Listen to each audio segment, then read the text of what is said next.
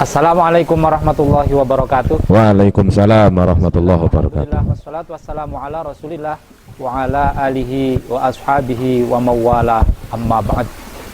Ma'asyiral muslimin rahimakumullah. Alhamdulillah, puji syukur kehadirat Allah Subhanahu wa taala. Kesempatan hari ini kita bisa bertemu lagi dalam sebuah bingkai acara obrolan santai di bulan Ramadan. Dan kesempatan ini telah hadir narasumber kita, beliau Bapak Kiai Haji Muhammad Ayub, kemudian didampingi juga oleh Bapak Kiai Mahsun Afandi dan Bapak Kiai Nur Fuad. Assalamualaikum Pak Kiai semuanya. Waalaikumsalam warahmatullahi wabarakatuh. Sehat semuanya Pak Kiai. Alhamdulillah. Baik Pak Kiai, terima kasih atas kehadirannya di studio. Mudah-mudahan membawa keberkahan untuk kita semuanya dan menambah wawasan keilmuan kita, terutama di dalam masalah ibadah kita pada bulan Ramadan ini, yaitu ibadah puasa. Pada pertemuan yang lalu telah dijelaskan oleh Bapak Kiai Muhammad Ayub terkait dengan hal-hal yang membatalkan puasa atau istilahnya mufattirat. Seingat saya masih ada beberapa hal yang masuk dalam hal yang membatalkan puasa. Untuk itu kami mohon kepada Pak Kiai Ayub untuk melanjutkan pembahasan kita dalam obrolan ini terkait dengan hal-hal yang membatalkan puasa. Monggo Pak Kiai. Baik Mas Aziz, terima kasih. Langsung saja kita teruskan obrolan kita, semoga bermanfaat. Amin. Kita masih ngobrol seputar hal-hal yang membatalkan puasa Pak Yai. Nanti kita obrolkan apa yang kurang, nanti Pak Yai tambahi, disempurnakan agar supaya obrolan kita lebih tentunya lebih bisa bermanfaat bagi masyarakat luas. Terima kasih Mas Aziz. Untuk kelanjutannya kemarin sampai nomor berapa ya? Sampai nomor 5. Oh, nomor 5, nomor 5. Masih ada lagi, berikutnya adalah sesuatu yang membatalkan puasa itu adalah wusulu ainin. Wusulu ainin min manfadil maftuh ila jof. Itu yang biasa disebutkan di dalam kitab-kitab fikih. Oh, iya. Artinya masuknya sesuatu atau masuknya Benda. Nah, masuknya benda melalui manfaat maftuh, rongga-rongga yang terbuka. Rongga-rongga yang terbuka yang ada jalurnya kepada jof. Jof itu perut ataupun otak ya, dimat. Itu sesuatu yang membatalkan puasa. Gitu Pak ya. Berarti ini rongga-rongga yang memang asli pembawaan sejak lahir ada gitu Pak Kiai ya? Iya, itu yang dinamakan manfaat maftuh, dan ini yang harus kita garis bawahi, yang harus kita perhatikan. Yang membatalkan puasa itu adalah kalau memang masuknya lewat rongga-rongga terbuka. Seperti contoh mulut, ada hidung, ada telinga, ada dubur kita. Itu kan memang maftuh. Artinya apa? Lain halnya kalau benda itu masuk tapi tidak melalui manfaat maftuh ataupun rongga yang terbuka. Misalan ada misalan ada minyak wangi ataupun Pori-pori, liwat pori-pori salah misal. Pori-pori. Baik. Itu tidak termasuk manfaat maftuh. Baik, menarik ini Pak Kiai tentang manfaat maftuh. Ini supaya mungkin masyarakat lebih mudah untuk memahami, barangkali Pak Kiai Mahsun bisa menjelaskan atau menjelentrehkan lah apa saja itu sebenarnya yang masuk kategori manfaat maftuh atau rongga dalam tubuh kita. Untuk manfaat yang maftuh ya, ini ada tujuh. Kalau kita hitung mungkin ya satu dari lubang telinga, hanya dua. Lubang telinga itu satu apa dua Pak Kiai? Dua. Terus lubang hidung. Terus lubang hidung ada dua, berarti 4. Ya. Terus mulut ya, Mulut satu. 5. Terus jalan kemaluan baik yang depan atau yang belakang. Kubul atau dubur ya? Kubul dan dubur ini ya, ada 7 ini. Jadi 7 ya. Ini yang ada seperti itu, 7 macam itu. Berarti kesimpulannya gini Mas Adrian, ketika ada benda yang masuk melalui lubang 7 itulah yang membatalkan puasa. Itu ada perincian nggak masuk dengan disengaja atau mungkin masuk tanpa disengaja pun juga membatalkan? Kalau di dalam masalah masuknya itu tentunya kalau ada unsur kesengajaan. Tapi nanti juga ada apa ya, ada pengecualian. Nah, nanti di pembahasan berikutnya nanti kita akan bahas pengecualian yang di situ baik disengaja dan tidak, asal masuk itu membatalkan. Dalam hal ini ada tafsilnya, ada perincinya.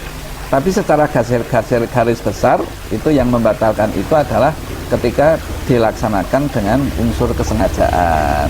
Walaupun nantinya ada pengecualiannya. Jadi memang kalau ada benda dimasukkan, misalnya ke lubang hidung, dimasukkan melalui lubang telinga ataupun lubang-lubang yang lain, rongga tubuh yang lain. Baik, ini terkait dengan lubang tadi yang sudah disebutkan oleh Pak Kiai Mahsun. Ini kan kita sering entah disengaja atau lupa ataupun tidak, itu ketika bulan puasa mungkin mohon maaf bahasanya itu ada ngupil Pak Kiai, dan juga mungkin utek kuping itu. Nah, itu bagaimana ketika dilakukan pada saat puasa? Mungkin Pak Kiai Nur Fuad bisa menjelaskan. Kaitan dengan membatalkan puasa dan tidaknya itu kan ada yang hadul batin dan hadul dohir ya. Kalau ketika ngupil terus pakai cutting bed itu sampai melampaui kepada hadul batin, otomatis batal. Kalau tidak sampai kepada hadul batin, batas kepada yang dalam, itu kan tidak membatalkan. Nah, cuman had atau definisi daripada hadul dohir dan hadul batin ini kan pokoknya itu yang kelihatan itu hadu dohir, ya hadu dohir. Kalau madharo dohar gitu. Kalau tidak kelihatan ya berarti batin. Kalau ditanya batal apa tidak, seberapa kamu masukkan benda itu.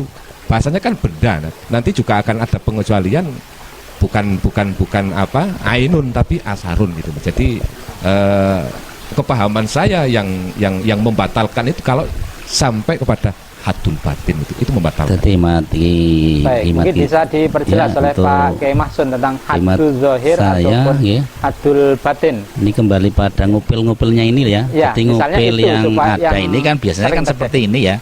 Atau seperti ini karena gatal dan sebagainya itu. Ini kan otomatis ini masih dalam hadul zohir nih, hadul zohir. Karena nyatanya untuk ini dari ini yang dimasukkan di sini kan dalam batas yang kelihatan Mas ini. Untuk yang sini pun juga seperti itu. Lain kali apabila bukan dari jarinya sendiri, jarinya anaknya atau sampai terus masuk ke sana. Lah ini kan masih bisa ke dalam lagi, nanti bisa hadul batin. Untuk jarinya sendiri tetap dikatakan masih hadul dohir dan kemarin tidak sampai membatalkan. Tidak sampai membatalkan untuk mobil sendiri loh jauh. Untuk cude-cude ini sendiri ini ya, belum sampai membatalkan kan hadul dohir. Dan tentunya itu mungkin bukan sekedar memasukkan, memang ada suatu kebutuhan gatal satu misal. Kalau tiba-tiba ude-ude lah itu kan nanti juga berbahaya juga, itu maksudnya ada kebutuhan gitu loh. Kalau tiba-tiba ude-ude tanpa ada kebutuhan gitu loh, mungkin juga ada walaupun tidak sampai bagian dalam. Nah ya maksudnya itu kan yang bisa membatalkan itu kalau tidak ada hajat itu kan, tidak ada hajat sampai kepada hadul batin. Atau yang tadi disampaikan oleh Pak Yai Fuad tadi, barangkali untuk masalah yang pakai cotton bud ini kan juga perlu cotton bud itu kan kayaknya sampai ke dalam juga itu. Perlu hati-hati itu, makanya jangan sampai waktu siang-siang kok terus pakai cotton bud ya, walaupun toh ini juga gatel, tapi ini kan sudah 3 cm 4 cm masuknya dari cotton bud itu kan agak panjang. Berarti gini, itu hadul bud yang sederhana itu. Yang tidak membatalkan itu kalau pakai jari kita sendiri, pokoknya sampai sakpolnya jari yang memang ukuran standar itu tidak sampai membatalkan. Itu ya. Kalau masuknya jarinya sendiri itu karena itu masih zahir, masih kelihatan lah. Jadi tidak membatalkan puasa ya kalau dengan jari itu kan karena. Baik, melanjutkan tadi terkait dengan wusul syai' itu kan masuknya suatu benda melalui rongga-rongga dalam tubuh. Berarti kalau kita memasukkan suatu ke dalam tubuh kita tapi tanpa melalui rongga-rongga dalam tubuh yang asli, itu tidak membatalkan, begitu Pak Kiai? Tidak. Karena memang syaratnya adalah manfaat maktuh. Misalnya kita memasukkan sesuatu lewat pori-pori atau seperti halnya sontek atau merasapnya minyak melalui pori-pori yang istilahnya bukan manfaat maktuh, itu tidak membatalkan. Jadi di situ dukhulu ainin itu memang min manfaatil maktuh, melalui rongga-rongga yang terbuka. Artinya dikecualikan ketika masuknya itu tidak melalui rongga yang terbuka, maka tidak membatalkan puasa. Berarti ini kalau bulan puasa ini misalnya Pak Kiai kita melakukan suntik, melakukan apalagi ini kan masih maraknya apa itu vaksin ya. Ini berarti tidak sampai membatalkan itu. Tidak membatalkan. Tidak termasuk asal kategori tidak melalui rongga-rongga yang terbuka. Lain kalau yang disuntik hidungnya mungkin. Pernah Pak Kiai barangkali disuntik hidungnya. Itu bukan suntik namanya. Barangkali juga termasuk infus juga Pak ya, infus juga masuk ya, infus ya. Tidak termasuk. Tidak membatalkan juga infus. Tidak membatalkan. Iya karena memang tidak melalui rongga tadi yang disebutkan tadi. Meskipun infus itu berupa nutrisi tetap tidak membatalkan ya. Kan infus juga berupa nutrisi obat gitu kan, dimasukkan ke, tapi tidak melalui manfaat maktuh. Berarti kan itu inti, tidak melalui manfaat itu selesai, berarti nggak batalkan. Walaupun berupa makanan. Akan infus kan berupa nutrisi dan obat itu sari makanan. Infus itu macam-macam. Tapi di sini ditegaskan bahwasanya pokok intinya ada di manfaat maktuh itu. Oh iya itu kita pegang itu. Jadi kalau infus diminum tetap bisa batal. Tidak lagi. Karena ada manfaatnya sini ya. Atau mungkin nih untuk yang waktu-waktu ini masih agak ngetren gitu ya tentang masalah swab itu, visit swab deteksi COVID tes COVID itu. Lah ini kira-kira kita gimana ini Pak Yai kira-kira? Coba mungkin Mas Aziz tahu gambarannya swab itu seperti apa nih? Ya kalau sepengetahuan saya swab itu yang dilakukan di sekitar daerah saya itu dengan memasukkan satu benda ke dalam hidung. Dicorokkan begini, kemudian sampai ke dalam, nanti kemudian dilihat itu ada lendirnya, kemudian nanti lendirnya itu yang dites apakah ada virusnya apa tidak begitu. Nah, menurut saya tentang masalah swab ya kita tetap kembali kepada peraturan yang tadi. Artinya ketika kita memasukkan sesuatu itu sampai kepada haddul batin ya tetap batal. Kecuali kalau darurat kan seperti itu. Kalau tidak sampai haddul batin, hanya haddul zahir saja itu tidak masalah. Tapi ketika masuknya kok sampai benar-benar sampai kepada haddul batin, itu tetap membatalkan puasa. Ya. Dan itu harus ada unsur kesengajaan. Sehingga kalau tidak sengaja karena misalnya kemasukan, kita mohon maaf barangkali suatu saat pas menguap gitu, tiba-tiba ada lalat masuk, jadi tidak batal juga Pak Kiai karena kan tidak disengaja itu masuknya lalat. Itu termasuk yang tidak membatalkan juga karena tidak ada unsur kesengajaan. Baik, barangkali tentang hal yang membatalkan itu masih ada lagi. Di sini masih seputar tentang masuknya sesuatu ataupun benda. Cuman di sini ada istilah penjelasan yang lebih detail. Seperti halnya benda itu termasuk bagaimana kalau yang masuk itu adalah bulgom ataupun apa bahasa kitanya ya? Riak ya. Riak ataupun bagaimana ketika yang masuk itu ludah. Nah itu dibahas secara detail. Itu di masyarakat mungkin perlu dipahamkan Pak Kiai. Mungkin saya bacakan langsung. Hukumnya bagaimana ketika yang masuk itu adalah nukhomah. Nukhomah itu kan riak ya. Ataupun balgom, lihat di sana nukhomah atau balgom. Lendir di dalam ini ya. Itu katanya ketika sampai pada haddul zahir, sudah keluar sampai had zahir, batasan luar, lalu ditarik ataupun ditelan lagi itu membatalkan. Ini yang perlu diperhatikan di masyarakat ya. Nah, ini untuk mulut had zahirnya mana Pak Kiai? Untuk mulut itu haddul zahirnya adalah makhraju harfil kha. Makhrajnya huruf kha itu di atas tenggorokan ya. Mungkin ujung tenggorokan. Ujung tenggorokan. Itu adalah had zahirnya. Untuk had batinnya itu adalah makhrajul ha ataupun ha. Berarti tengah ataupun ketika sudah masuk ke nukhomah itu keluar sampai tenggorokan yang paling atas, kok lalu ditelan lagi, lah itu hati-hati. Itu yang membatalkan puasa. Itu kalau apa namanya, nukhamah ataupun riya. Itu Pak ya. Dan itu sangat berlaku di masyarakat itu kaitan dengan sering yang terjadi sudah keluar tapi ditelan lagi gitu loh. Nggak kerasa batuk misalnya kita kemudian keluar lendir, ini udah terasa agak asin gitu. Kok ditelan lagi, itu batal berarti Pak Kiai. Batal. Kalau itu nukhamah ya. Nukhamah. Lain halnya ketika di situ itu adalah apa namanya ludah ya. Ludah ataupun bisa dinamakan rik ya, bahasa Arabnya adalah rik. Kalau rik, apabila riknya itu memang apa namanya itu bersih, tidak campur dengan apapun, masih original, masih ori ya. Belum terkontaminasi apa-apa. Asal masih di dalam, artinya belum keluar, itu ditelan itu tidak membatalkan puasa. Artinya masih di dalam mulut? Iya, belum sampai delewer-delewer kemana-mana. Sudah keluar sampai safaten ya, batas bibir lalu ditelan lagi, lah itu bahaya, akan membatalkan. Lah ini yang tanpa kita dasari kadang-kadang kita dolanan itu gitu loh, kadang ditokke, lah itu bahaya, nantinya akan kita termasuk memasukkan sesuatu yang sudah sampai luar lalu ditelan lagi. Itu membatalkan puasa. Tapi apabila di situ itu masih murni keluar dari dinding-dindingnya mulut, karena itu adalah makdanya ataupun sumbernya, ditelan itu tidak apa-apa. Karena katanya susah untuk menjaganya lah. Itu kalau apa namanya rik ataupun ludah. Jadi ada perbedaan antaranya nukhamah, riya, dan apa?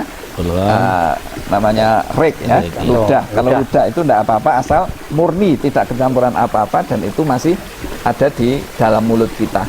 Ya, ini terkait dengan pembahasan ludah ataupun tadi lendir-lendir ketika kita batuk ataupun riak. Ini kan kita juga kadang mengalami flu yang keluar lendir dari hidung kita, atau apa itu istilahnya inus apa tahu ya? Ya ini umbel bahasa Jawa. Ingus. Keluar ingus. Ini pun berarti mungkin sama pembahasannya. Ketika nanti ingus sudah sampai keluar, kemudian kok disedot lagi, itu berarti bisa membatalkan juga. Puasa. Ya. Tapi kalau belum sampai keluar, belum sampai hidung sini, tidak membatalkan. Tidak. Nah, ingus kan dari hidung. Ya. Kalau nukhamah itu dari mulut. Dari mulut. Sama saja. Ya. Ya. Terus di sini dijelaskan lagi Mas Hasil ya tentang masalah masuknya air ketika kita mandi. Iya. Ini sangat menarik. Mandi sekali. Kan sering kita. Dulu ketika kita kecil dibilangi kalau ngentut yang juru banyu itu batal. betul. Jadi artinya apa? Intinya pada masuknya air kepada lubang-lubang yang manfaat maftuh itu. Bagaimana sih sebetulnya hukumnya air yang masuk kepada lubang-lubang kita ketika kita mandi? Yang tentunya di situ tanpa ada unsur kesengajaan. Ini tanpa ada unsur kesengajaan. Masuk dengan sendirinya. Itu ditafsir katanya. Ditafsir itu diperinci. Yang pertama katanya ketika di situ itu mandinya itu adalah makmurun bihi. Ketika mandinya itu mandi yang diperintahkan oleh syariat, seperti mandi besar ataupun mandi sunnah, gitu ya. Maka di situ ketika masuk dengan sendirinya itu katanya tidak membatalkan puasa. Dengan catatan mandinya gebyur. Mandinya gebyur. Tapi kalau mandinya selolup misalnya kita ada blumbang, ada pola yang besar, kita mandinya nyemplung, ya akhirnya apa? Ya benar itu ngentut itu misalnya ngentut yuk, karena ngentut itu mungkin membuka lalu walaupun di situ tidak ada unsur kesengajaan, kalau mandinya selulup maka hukumnya membatalkan puasa. Oh, baik. Ini tidak ada terkait mandi-mandi yang nanti apabila ada air masuk ke rongga tubuh kita karena mandi, itu tidak batal kan mandi yang dianjurkan begitu ya, yang diperintahkan. Yang hukumnya wajib atau ini kan sunnah. Bisa jadi kalau orang itu cerdas nanti mandi itu bisa dimasukkan ke mandi-mandi yang dianjurkan. Misalnya tubuh kita terasa sudah gerah, kemudian mandi litabarut untuk supaya fresh, segar, itu apakah termasuk mandi yang dianjurkan Pak Kiai Masun barangkali? Terus misalkan kita mandi dan ternyata kita punya tujuan, punya niat untuk ketemu dengan teman, saudara-saudara untuk pengajian, untuk kumpulan-kumpulan yang di masyarakat itu, kita niat untuk mandi seperti itu termasuk yang dianjurkan itu, jadi tidak termasuk membatalkan itu. Lain kalau tabarut tadi yang diaturkan Pak Aziz itu, kalau hanya untuk tabur saja ini kan tidak ada unsur untuk belajar. Jadi tidak mau kemana-mana, cuma karena terasa gerah siang hari biar fresh. Itu masih membatalkan itu. Ya itu garis besarnya di masruk tadi Mas Aziz ya. Tadi kita sampaikan bahwasanya ketika mandinya itu mandi yang masruk. Mandi yang masruk itu apa? Mandi yang masruk itu ya kalau tidak sunnah ya wajib gitu loh. Mandi sunnah itu seperti mandi Jumat. Untuk wajib ya sudah maklum ya. Itu yang seperti tadi keputusannya. Sekarang kalau mandinya itu mandi yang bukan masruk, di sini disebutkan mandi yang tidak masruk atau tidak mamur bihi di dalam syariat itu adalah litabarut. Oh, ada itu ya, tabarut itu memang katanya termasuk contoh yang ghairu ma'mur bihi atau ghairu masruk itu adalah kahusli tabarudin au tangzifin. Itu tidak masruk. Maka di situ dikatakan fayab tulu asaumu idza sabaqul ma'. Maka ketika kemasukan air baik disengaja ataupun tidak, kalau mandinya ghairu masruk itu tetap membatalkan puasa. Tadi ada dari Pak yang ada yang istilahnya tadi ya. Itu yang disengaja, ada yang tidak disengaja. Nah ternyata ini penjelasan untuk yang tidak disengaja adalah bentuk yang semacam ini. Ya. Untuk tidak disengaja ternyata juga membatalkan. Membatalkan. Bahkan kalau di sini ini ada sisi mutlaknya, artinya baik mandinya itu pakai gerujuk, gebyur, ataupun mandinya selulup, semuanya membatalkan puasa kalau mandinya ghairu masruk. Tapi kalau yang masruk itu apabila masuk dengan sendirinya tanpa ada unsur kesengajaan, tapi mandinya juga gebyur, maka hukumnya tidak membatalkan puasa. Kalau mandinya apa? Masruk berarti intinya ada di mandinya apa kan gitu ya. Masruk apa tidak? Kalau masruk dilihat, kalau gebyur maka tidak batal, tapi kalau selulup hukumnya batal. Tapi kalau mandinya ghairu masruk, maka mutlaq batal hukumnya, baik sengaja ataupun tidak, ataupun gebyur ataupun selulup. Catatannya kalau kemasukan. Kalau tidak kemasukan berarti tidak apa-apa. Tidak apa-apa. Karena intinya pada wusulu ainin tadi, masuknya benda. Barangkali Pak Kiai Fuad ada tambahan ini terkait dengan mandi-mandi yang kayaknya pengalaman masalah mandi. Ya, kaitan yang mungkin perlu diterangkan lagi kepada Bapak Kiai itu kayak ketika ada orang mandi jinabat tapi dengan menyelam tadi yang masalah mutlak itu mungkin bisa diterangkan Pak Kiai. Mutlak itu kemutlakannya itu di mandi atau membatalkannya itu gara-gara kemasukan atau tidak itu kemutlakannya saya bisa diperjelas. Gini, artinya kemutlakannya intinya ada pada usulu ainin ya. Ini yang harus kita ingat, yang harus kita pegang adalah yang membatalkannya itu ada pada masih pembahasan usul ainin, masuknya benda. Benda. Ini kan ya masih membahas tentang masalah yang benda yang dimaksud adalah masih membahas tentang masalah masuknya air ketika kita mandi. Nah, maka yang paling pertama dilihat adalah mandinya apa. Ketika mandinya ghairu masruk, berarti seperti tabarut, seperti supaya bersih, supaya segar. Ya, itu ghairu masruk namanya, atau ghairu ma'murun bihi. Itu ketika kita mandi lalu kemasukan air gitu ya, baik mandinya itu gebyur ataupun selulup, itu membatalkan. Tapi intinya ada di masuknya, ada kemasukan air, baik sengaja ataupun tidak. Jadi saumpama mandinya menyelam nggak kemasukan berarti nggak batal itu? Apa? Ya udah. Karena yang membatalkan bukan mandinya, masuknya. Maka saya katakan yang paling kita pegang, yang paling kita perhatikan tentang masalah apa? Masuknya benda tadi. Makanya masalah mandinya. Tadi saya menuju ke Pak Kiai Nur Fuad kan dekat sungai beliau itu, sehingga pengalaman ketika mandi sambil selulup itu kira-kira ada yang masuk enggak air Pak Kiai itu? Dan kalau yang menurut kedua pengalaman kan, Anda itu. Catatan yang kedua kan nilai ghairu masruknya itu. Nilai yang ghairu sehingga ada tekanan secara mutlak gitu. Sehingga jadi, ada dua catatan. Masruk dan ghairu masruknya itu yang menjadi catatan pokok itu dua hal. Kaitan mandi menyelam itu ya mau nggak mau tetap sabako alma lah.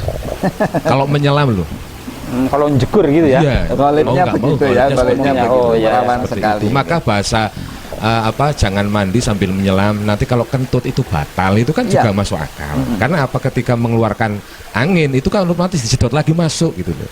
Sehingga di sini pun di masalah sabakohu tadi, masuknya air tanpa ada unsur kesengajaan, itu ada syarat apabila mandinya tidak nyelam gitu loh. Karena kalau nyelam itu ya gimana ya, golipnya sudah pasti itu sabako alma.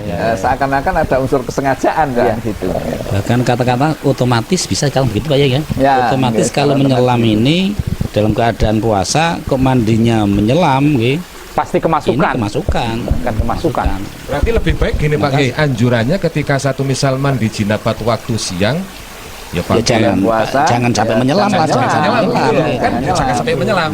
Apalagi menyelam sambil minum susu. Wah. Susu dan air. Nah ini salah satu daripada sesuatu yang kita sampaikan supaya kita bisa berhati-hati. Iya, betul. Sangat kita penting puasa, ini. jangan mandi nyelam. Gitu ya. Baik, masih ada lagi Pak Kiai? Terus ini masih ada tambahan yang sering sekali di masyarakat terjadi tentang masalah masih seputar masuknya benda ke manfaat maktuh, itu termasuk diantaranya adalah tentang masalah kumur itu.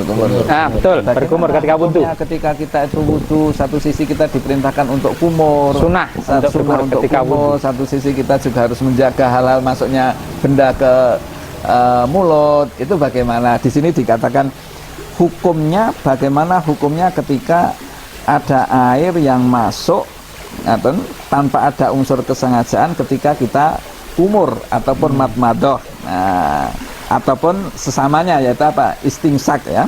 Di situ ditafsir katanya Pak Yai. Katanya idza kanat madmadoh ma'muran biha fil wuta fil ghusli ilam yubaligh fiha fala yabtul shaum illa sabaqahul ma. Ketika kumurnya itu kumur yang diperintahkan juga, kan ada kumur yang tidak diperintahkan, artinya tidak disyariatkan ya. Yang disyariatkan yang tentunya ketika kita wudhu itu disunahkan untuk apa? Untuk kekemu atau kita mandi. Maka di situ apabila tidak ada tablik berlebihan, dikocok-kocok lah bahasanya itu, dibalik, maka di situ apabila kemasukan air, artinya kelek, tidak tanpa ada unsur kesengajaan tapi kelek. Jadi misalnya kita kumur tanpa dikopiok-kopiok kok dilalah kebablasan, itu hukumnya tidak membatalkan puasa. Tapi dengan catatan kumurnya itu biasa, kumur yang diperintahkan, yang hukumnya adalah sunnah. Lain kalau kita tidak apa-apa, kita wudhu enggak, mandi juga enggak, kita moro-moro kumur kok kebablasan, ya batal maksudnya gitu. Baik, ini kan di masyarakat sering memang ragu dan bimbang tentang berkumur, sehingga banyak juga kita melihat masyarakat itu ketika puasa wudhunya itu tanpa berkumur. Nah ini supaya memantapkan Pak Kiai, saya ke Pak Kiai Mahsun, Anda ketika wudhu itu ketika dalam keadaan berpuasa, Anda berkumur apa tidak Pak Kiai Mahsun? Untuk berkumur, karena ini sudah ada yang diatur tadi dalam keterangan Pak Yai itu tadi, kita tetap bisa berkumur. Artinya sehari-hari Anda ketika di bulan Ramadan tetap berkumur. Pak Kiai Nur Fuad gimana? Juga tetap berkumur, akan tetapi kita tetap waspada. Karena kan termasuk kalau madmadoh itu yang tidak masyru', tidak disyariatkan, itu kan yang keempat kalinya ya. Kalau yang atas kan masuk masyru' ya. 3 kali. Ya, 3 kali kan maksudnya kalau 3 kali itu masih kategori masyru'. Kalau karobiah seperti yang 4 kali ya. Kalau sudah 4 kali ini ya meskipun tidak yubaligh itu kan tetap batal gitu. Jadi masruhnya itu ada di wudhu ataupun mandi, dan itu 3 kali. Bilangannya kalau juga tidak ditentukan 3 kali maka hukumnya sudah tidak masuk. Terus masalah puasa itu sebetulnya kita disunahkan madmadah ataupun kumur apa tidak sih? Tetap disunahkan untuk kumur, cuma tidak disunahkan untuk tabli, bali gitu loh, dikopiak-kopiak gitu. Kumur biasa saja. Tapi kalau tidak puasa kan kita sunahnya apa? Supaya sampai bersih betul mulut kita. Ketika berkumur Pak, ketika berpuasa itu mungkin bobot kumur ketika enggak berpuasa itu kita kurangi ya, levelnya dikurangi, volumenya agak kita turunkan. Berarti di samping itu kan juga untuk kumur yang katakanlah sampai bisa membatalkan kan kita kan terasa itu, terasa. Jadi ukuran sederhana, ukuran biasa kan katakanlah nggak sampai masuk biasa. Bisa mengukur dirinya sendiri lah. Kan bisa. Jadi untuk berkumur pada dasarnya tidak membatalkan puasa. Kalau memang kumurnya itu wajar. Yang membatalkan itu kumur sambil diminum, tidak dimuntahkan lagi. Dan itu tentunya diteruskan Pak Ayes. Ya, termasuk intisyak itu loh. Oh, istinsak juga termasuk ini. Mau nggak mau kan ada hubungannya itu loh, berkumur ya, sama ini juga. Ada kesunahan juga gitu loh. Ini bagaimana Pak Kiai Ayub? Iya, untuk istinsak pun masuk. Apakah sama juga itu kan untuk menghasilkan kesunatan itu kan cukup memasukkan air ke hidung ya. Nah sunatnya itu sampai khoyasimihi. Nah ketika kita puasa berarti ya waton memasukkan saja, ndak usah sampai disedot sampai apa janur irung, nah, sampai irung begitu. Untuk khoisumun ya berarti khoyasum ini termasuk hadul batin apa hadul zahir Pak ya? Kalau khoisum mungkin sudah batin ya. Hadul batin ya itu. Untuk istinsak berarti kan hanya terbatas yang bagian luar saja ya. Bagian ujung luar. Jadi tetap bisa memberikan solusi meskipun keadaan puasa tetap boleh berkumur dan apa namanya memasukkan air ke hidung gitu loh. Keterangan dari Pak Kiai seperti itu. Para netizen yang budiman dimanapun Anda berada, tadi sudah kita ikuti bersama pembahasan dalam obrolan santai di bulan Ramadan tentang hal yang membatalkan puasa. Baru satu hal tadi tambahan dari para narasumber, yaitu masuknya suatu benda ke dalam tubuh kita melalui rongga-rongga yang ada dalam tubuh kita. Itu membatalkan dengan berbagai macam perinciannya tadi. Nah, karena ini ternyata juga masih ada beberapa hal lagi yang membatalkan puasa, namun karena keterbatasan waktu, maka untuk kesempatan kali ini kita cukupkan sekian dulu.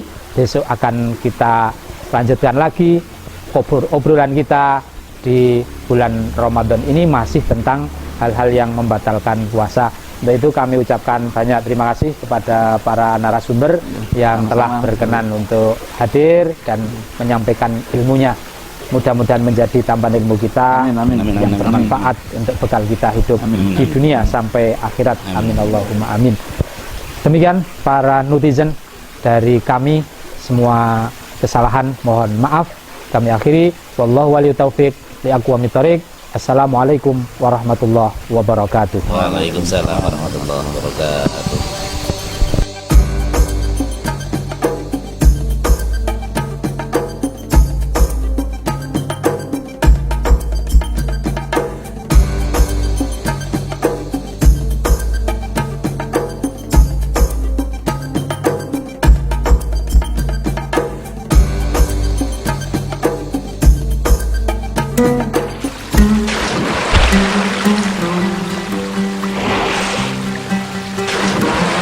Thank you.